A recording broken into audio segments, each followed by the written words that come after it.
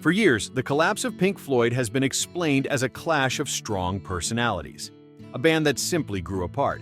But that framing smooths over something essential, because when the full timeline is viewed together, the story doesn't read as misunderstanding, it reads as escalation. And by the time the break became official, the people closest to it had already seen it coming. As a founding member of Pink Floyd, Roger Waters helped shape one of the most influential bodies of work in modern music. His creative vision drove the band's defining period of success. But over time, that vision expanded into control, and then into something more rigid. What followed was not a sudden rupture, but a pattern that steadily narrowed the space for collaboration. In the early years of Pink Floyd, leadership was fluid. Ideas moved between members, and creative responsibility shifted from project to project. Roger Waters was an important voice, but not yet the center of gravity. That balance began to change as the band's success accelerated in the 1970s. Waters increasingly emerged as the primary songwriter, then the conceptual architect behind entire albums. His themes, narratives, and emotional frameworks became the spine around which Pink Floyd's work was built. At first, this shift appeared productive rather than threatening. The albums were ambitious, the results were critically celebrated, and commercial success reinforced the idea that Waters' growing authority was justified by outcomes. But authority was no longer limited to ideas. It extended into structure. Bandmates and collaborators later described how creative discussions gradually became directives. Input from others still existed, but it increasingly passed through Waters' approval. The difference was subtle at first, less about exclusion than prioritization, but it changed how collaboration functioned. What's important is that this was not hidden behavior. Tension inside the band was already visible. Rehearsals became more confrontational. Disagreements lingered rather than resolving. The atmosphere hardened around decision-making. Yet these warning signs were largely tolerated. Success acted as insulation. As long as the work resonated, friction was reframed as the cost of ambition. This period matters because it established a precedent that control could expand without resistance, as long as results followed. By the time discomfort became difficult to ignore, the structure of the band had already shifted. Creative authority was no longer shared, it was centralized. As Pink Floyd moved toward the end of the 1970s, the internal dynamic changed from imbalance to strain. Roger Waters' role now extended beyond songwriting and concept into enforcement. Creative disagreements no longer remained abstract. They became personal, repetitive, and increasingly unresolved. According to later accounts, resistance to Waters' direction was often met with confrontation rather than negotiation. This escalation did not occur in isolation. It repeated. Band members found their contributions minimized, creative autonomy narrowed, and disagreement began to carry consequences. What distinguishes this phase is that those around Waters recognized the pattern while it was happening. This was not something that only made sense in hindsight. The shift was felt in real time, in rehearsals, in recording sessions, and in the way decisions were finalized. Yet, the band continued. Partly because of obligation, partly because of momentum, and partly because the cost of challenging the dominant voice seemed higher than the cost of enduring it. This is where inevitability begins to take shape. Once escalation becomes normalized, collaboration stops being about exchange and starts becoming about compliance. The space for correction shrinks with each unresolved conflict. By the time the early 1980s arrived, the conditions for rupture were already in place, not because of one argument, but because of a sustained pattern that had crossed from intensity into rigidity, and everyone involved understood that the situation could not continue indefinitely. By the early 1980s, the internal situation inside Pink Floyd was no longer ambiguous. What had once been tension had hardened into position.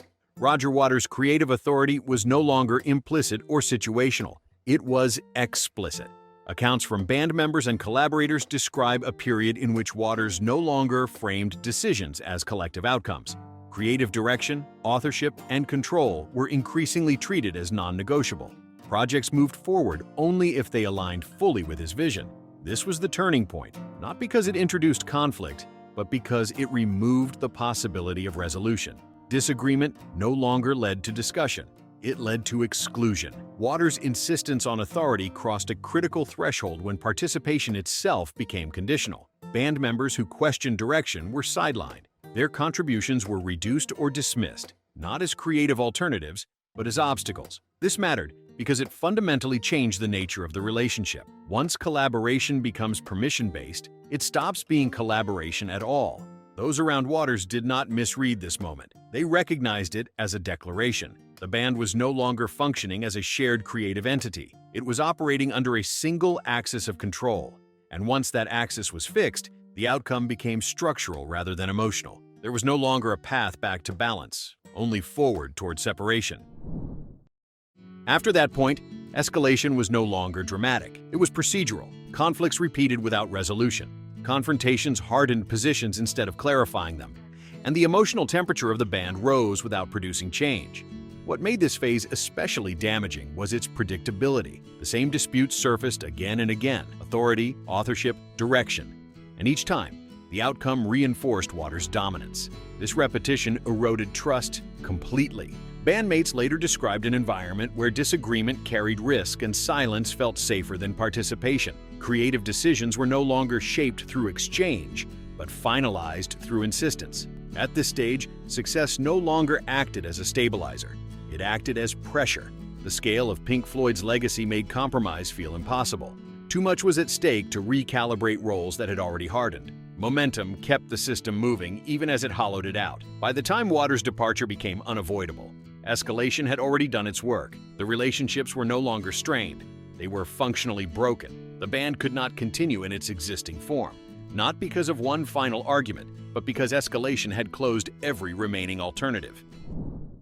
When Roger Waters finally left Pink Floyd in the early 1980s, the separation did not arrive as a surprise to those closest to the band. What surprised the public was not that it happened, but how final it was. The consequences unfolded quickly and visibly. What had been internal conflict moved into the open through legal disputes over the Pink Floyd name, ownership, and future direction. The collaboration did not dissolve quietly, it hardened into opposition. Public perception shifted during this period. Waters' role as the band's primary creative force was widely acknowledged, but so was the cost of how that authority had been exercised. The narrative no longer centered on artistic differences alone, but on whether collaboration had become impossible long before the paperwork reflected it. Importantly, former bandmates did not frame the breakup as tragic or sudden in later interviews. They described it as overdue. The legal battles did more than settle practical questions. They confirmed what had already been understood privately. The working relationship could not be repaired because the conditions that defined it no longer allowed shared authority. Pink Floyd continued without Waters. Waters continued independently. But the public now saw the split not as a momentary disagreement, but as the endpoint of a long, visible pattern. The collapse of Pink Floyd is often remembered as dramatic. In reality, it was predictable. The warning signs were there, the escalation was repeated, and the boundaries were crossed in plain view. What ended the partnership was not a single argument or a final insult. It was the moment when creative conviction moved beyond productive limits, and everyone around it recognized that collaboration had become impossible. By the time the split became official, the story was already understood by those who lived it. Everyone knew. Thanks for watching. Click here to check another video and make sure to subscribe to our channel.